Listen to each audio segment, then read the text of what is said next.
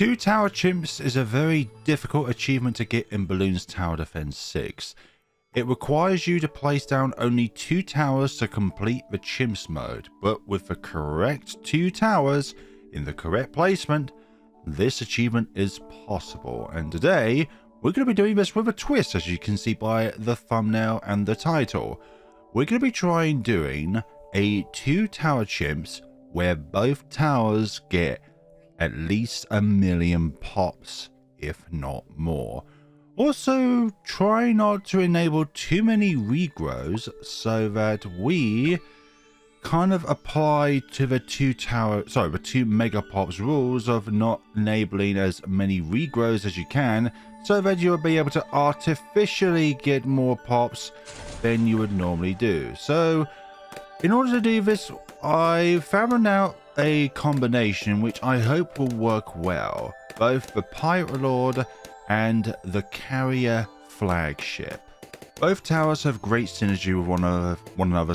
The Carrier Flagship increases the attack speed of both itself and the Pirate Lord, so a very good combination in and of itself. And also the Pirate Lord can grapple those Moab class balloons so that it will be able to get instantaneous pop. So what shall we do about it when it comes to like the timing of when we upgrade certain things so that it reaches to a certain point? Well, I'm thinking about getting the Carrier Flagship first, because when it gets to the very late game, the Pirate Lord will be able to get far more pops within a short space of time than the Carrier Flagship. The Carrier Flagship does consistent damage. Without upgrading to Pirate Lord, the Carrier Flagship will be able to do much more damage than the Monkey Pirates in that current stage. But we want the Carrier Flagship to get more pops between rounds 6 to 90, just so that we will be able to have that bit of ammo in order for the grappling to hook in as many pops as possible in the late game. Because in the late game, the default attack in which the Pirate Lord does, so its cannons, its darts, its grapes, they all do far more damage per second than the Carrier Flagship does. Cannon ship is up and operational. And then next we'll be placing down a second Buccaneer, and that one will be upgraded eventually into the Carrier Flagship. I'd love to pursue top path of a cannon ship, then from there Pirate Lord, but we need that camera detection in order to bring down DDTs manually rather than just relying on the hook ability. For any 2 tower chimps runs to be successful, both towers in question need to have camera detection and needs to be able to pop all sorts of different kinds of balloons themselves. Like if you have a vulnerability to purple balloons with one tower, then you need another tower that can easily pop purple balloons, but then that other tower which is good against purples might not be very good against leads, for example. And then the first tower mentioned will be able to deal with leads easily. So you're always going back and forth when it comes to strengths and weaknesses, so therefore you need a combination which can pop all different kinds of towers. I mean balloons, sorry. We don't want to pop towers, for goodness sakes. And no, I'm not buying Merchantmen, but we are going to be buying the Destroyer when we get it. I wonder if anybody has actually ever done those 2 tower chimps with Trade Empire just to flex and say, well, it is possible, but my other tower needs to be incredibly powerful. The idea of a 2 tower chimps with both towers getting 1 mega pops was by somebody who was in my comment section below, and I thought that's a pretty good idea actually. Try and even out the playing field and just show that 2 different towers can be very, very powerful, but also it tests your skills and your application towards different power levels with towers, so that you're actually able to time it so that both towers within a chimps run are able to get 1,000,000 pops a piece. Like, it all depends on round 100 at the end of the day as to whether or not you're able to actually get there. So we're going to hopefully get the aircraft carrier for round 40, which means we'll be able to very easily deal with the first and other mobs that spawn after that. So, fun fact about the aircraft carrier: despite it firing Moab class balloons, it does 0 damage to DDTs. I knew that because I was trying in the background to try and do a 2-tower chimps with Psy, and there's only really 2 candidates I felt that could have helped out Psy so they can be able to get to level 20, and that being the Pirate Lord and the Carrier Flagship. Now, I've only seen one thing with the Carrier Flagship, but that was on a modified game to where balloons are traveling on easy difficulty mode runs, so they will travel slower. So in that case, it's not really fair because of the fact that it's not an actual legit chimps game. So that doesn't really help me out, and Psy's only able to get to level 20 on round 95 on an intermediate map or above because of her ability to level up being extremely slow. Anyways, I've missed the fact that I can now afford monkey pirates. Now we're going to go with Carrier Flagship, but we're not going to be using the hook ability at all because we want the aircraft carrier, then from there Carrier Flagship, to steamroll when it comes to the amount of pops it has in comparison to the monkey pirates. They're sort of even now, and that's kind of the level that we want to be when it comes to the proportion of pops that they have in comparison to one another at the very end of the game. But we need this to take the lead by at least 300,000 pops. I know that sounds ridiculous, but you'll see at the very end of this video as to why that is going to be the case. Forgot to mention, I've chosen logs for this video because we need as much space as possible before the balloons are able to reach the end of a level. And I'm talking about any round with DDTs and round 98 in particular. Yeah, the aircraft carrier is starting to get a bit of a lead now when it comes to the amount of pops, but we are still going to get the Carrier Flagship, and that is going to completely waltz past any potential for the monkey pirates to be able to catch up. But we're doing it on purpose because of the Pirate Lord's hooks. You can afford the Carrier Flagship by the end of round 57. And now our next task is the Pirate Lord, which we should be able to get on round 73 or 74. The first BFB on the field, and it stands absolutely no chance. Once upon a time, there was a sea lady. She was called Brickle, and in this particular case, she will not enter the field at this point in time.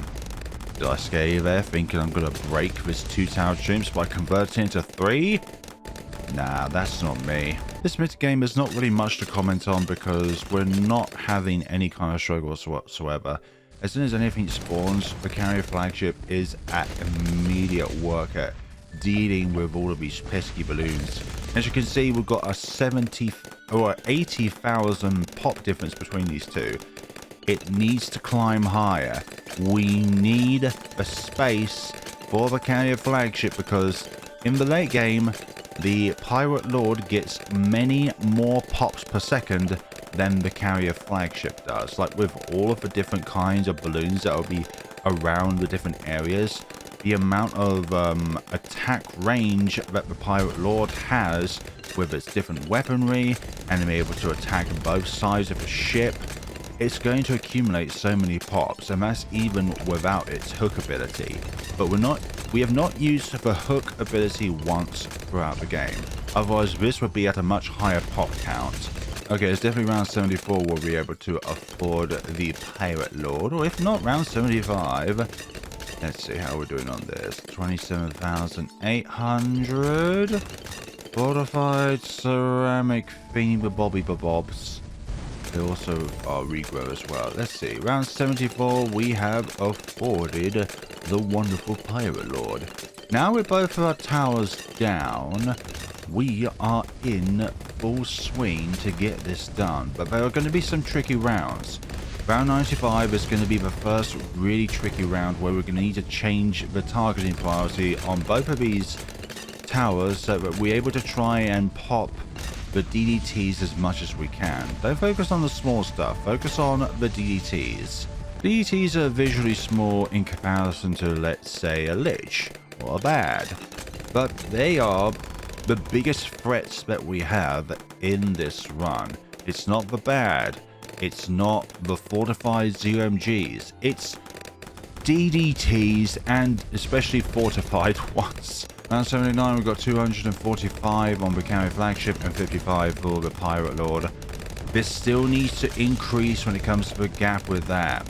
I am not satisfied at the moment until we get later on within the game. Only when we get to like free play mode when we will start using the hook ability, but we should only use it reservedly, if that's even a word. Not using it on the ZMG.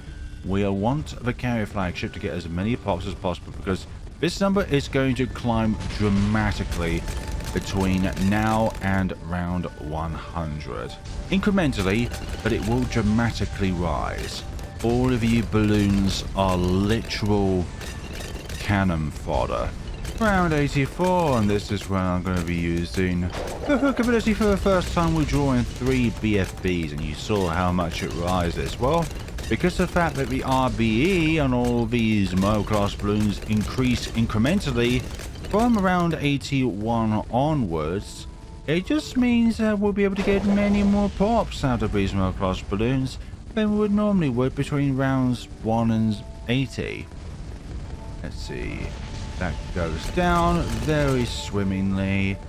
And, oh yeah, round 86. So plenty of fortified BFBs. Still no problem. 163,000. Oh, the gap is now 250,000. Okie dokie. We might have to shimmer it down just a little bit and pop less of them. But I don't want to take too many chances and skip out on too many pops. But I don't want the pirate lord to get close to the carrier flagship too soon. Happy for it to close in on like round 99 when like the bad is out, and then we'll be able to get to work from there. Let's see, this is nearly at 500,000, which is nice. We want that to get as many pops as possible. Let's see, I'm only going to use the hook when the first ZMG goes down. We'll be able to hook in both a ZMG and a BFB, because the ZMG requires 2 of the 3 hooks for it to be drawn into the pirate lord. Although a DDT only requires 1 of the 3 hooks, so you can grapple in 3 DDTs.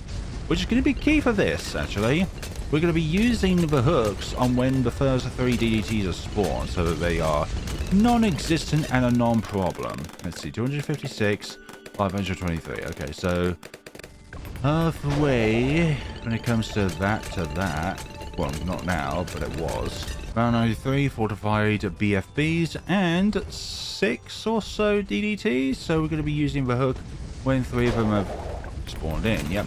Just see how fast these go and see how well they resist our attacks. Yeah, that's not a good sign whatsoever. At all.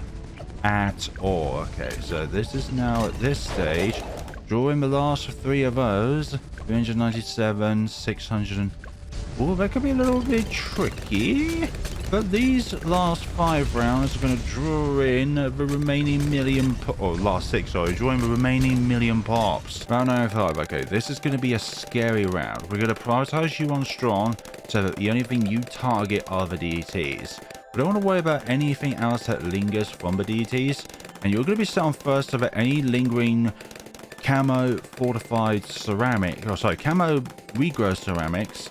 hopefully you'll be able to deal with those ones. So when they come out eventually, there we go. Hook the first 3 in, so there's as much time as possible. So yeah, these DCs are frightening because of the amount that there are, but the carrier flagship is doing work. The pirate lord is doing work. Are we able to progress through this round? Because this might require multiple retries of the same round. How are we doing? DDT? Oh, there's 2, 1, 2. They're all making it quite far now, but yeah, there's nothing to worry about here. They're all done and dusted. Okay, that was much better than I thought I was going to be doing on this. So, prioritizing strong is the way to go, because then it leaves pirate lord to deal with the lingering ceramics that are from the DDTs themselves. Round 96, again, it's not a big issue. Let's see, drawing a few of those. We're going to get a massive amount of pops from round 97 because of the fortified ZMGs. Let's see now. They're all going down quite swimmingly. Hopefully when the first one is popped, we'll be able to hook. There we go. Hook them in. Gap is now 160,000. Getting a little close. We're still not too far away. Let's see. How much we're destroying? Ooh, 40,000 or 35,000. That's a little encroaching. Let's see if that's even a word, that is. Let's see. We're going to use it. No, we're going to save it to the next round. I don't feel like we're going to need to use it. Let's see, now round 98. Drawing that. Okay, this is going to be another scary round. So I think we're going to leave these on first so that we target the fastest most balloons. But on round 99, the fastest most balloons are the DDTs. So yeah, a Moab with the speed of a pink balloon that can evade most attacks, can block sharp explosive attacks, or sharp attacks, explosive attacks, is a force to be reckoned with. Black property, lead property, camo property. I swear it has a lot of similarities with dread balloons. Okay, this is looking a little scary, but oh, we should be using our hook ability. Yeah, I've completely forgot about the Pirate Lord's hook ability. We need to utilize that a lot more so that we don't have to deal with a massive amount of ceramics, because the hook makes it so that a lot of ceramics do not spawn out. Around 98 again. Hopefully we'll remember to use the hook ability again this time. Yeah, we'll keep them on first. Let's see, hook. I'm actually quite pleased that it's our first retry of a round. I expected our first one to be on round 95, and I expect to be stuck on that several times. So used it a second time. 840, 910, lovely. Kind of want to use it again, but then again, this is still going to make about 75,000 pops. Or there's several fortified ceramics which are kind of kind of leaking. Okay, so all of the ZMGs have been dealt with. But there's all these fortified ceramics which are still a big worry. So luckily both towers are targeting first. Oh, that was close. I was hovering over the gear wheel on the top right there. That was close. So all they are equal. So, but we still need to use a hook for these fortified DDTs though. That's the issue. Let's see. There we go. So, oh, I forgot to set them on strong. Bloody hell. We might need to retry this round, because if these fortified DDTs take a lot to take down. Twice as hard as regular DDTs. Are they? Oh, no, I'm going to retry that. That's too much of a risk. As they say during certain practices, better be safe than sorry. Round 99. They're both set to strong so that these target nothing but DDTs with their default attacks once they start spawning. There goes. Drawn those in. Let's see. We are definitely on our way for both towers to get equal amounts of, well, as equal as possible when it comes to their pop count. So set that to first. Oh my.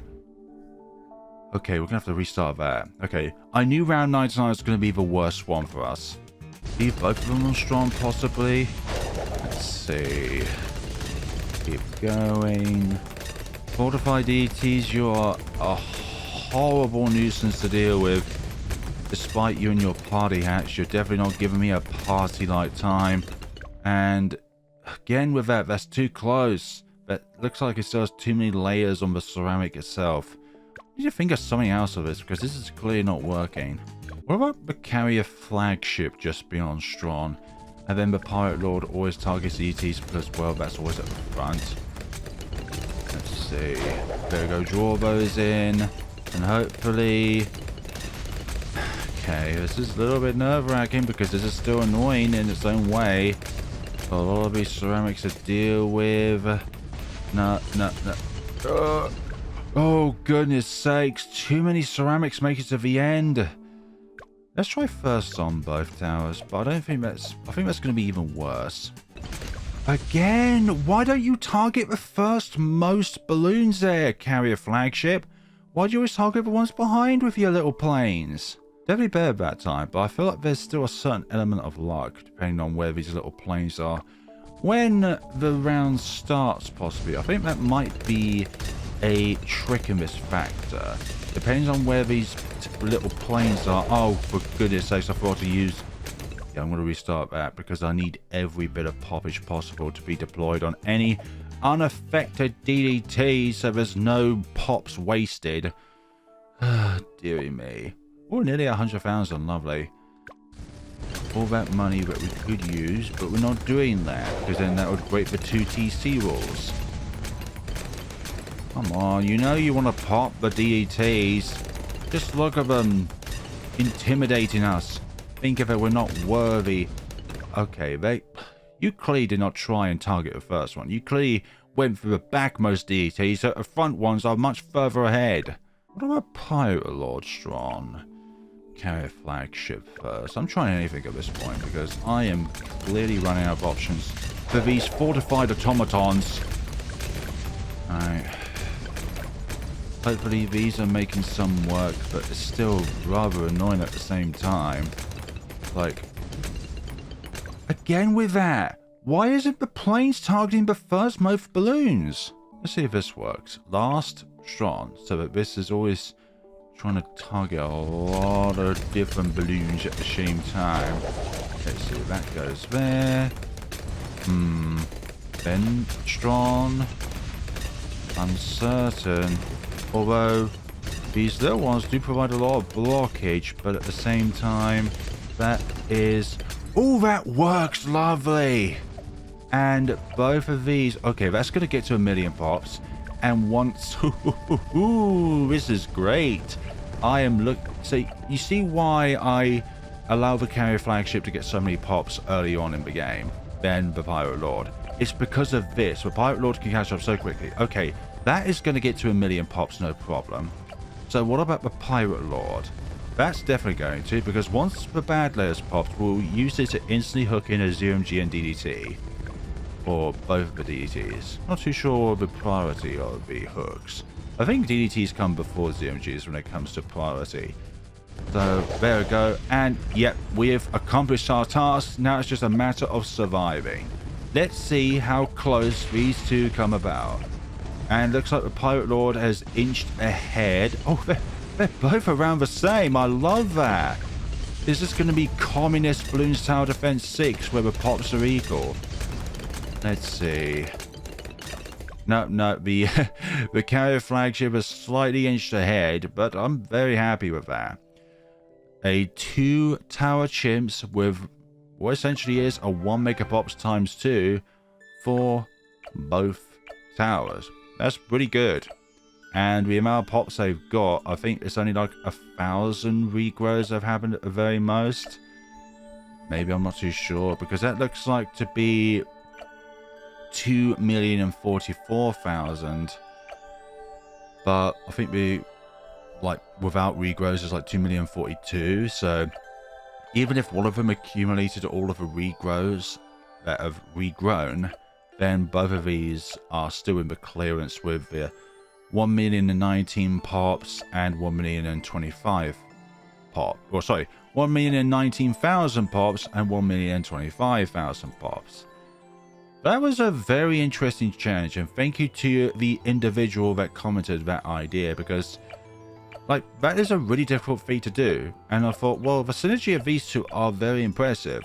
One of them does a lot of pops late game, and the other one, if you allow it to, does a lot of pops early on in the game. And it proved to be super important when it came down to getting the correct amount of pops both towers, because if you just keep hooking them in, then this would be like 1.4, 1.5, and this would just have like 500,000, because the hooks provide so many pops for the Pirate Lord, which is why this is kind of a good late game tower, because it can insta-kill fortified ZMGs and fortified DDTs. Anyways, folks, thank you all so much for watching. Let me know what other kind of ideas that you have forward. I'm not going to be taking like 4 tower chimps, but each tower gets 500,000 pops, or 3 tower chimps where each tower gets like 680,000 pops. No, that's all just a little bit too far-fetched for me in order to try and get to that point. It took me a little while actually in order to try and find out a combination which is good for a 2-tower chimps run where both towers get 1,000,000 pops each. So there's that. Also, if you've not done so already, if you are planning on buying anything from the BTD6 store, then please by all means use my creator code before purchasing anything. It goes a long way. Thank you so much for watching and take care of yourselves, everyone.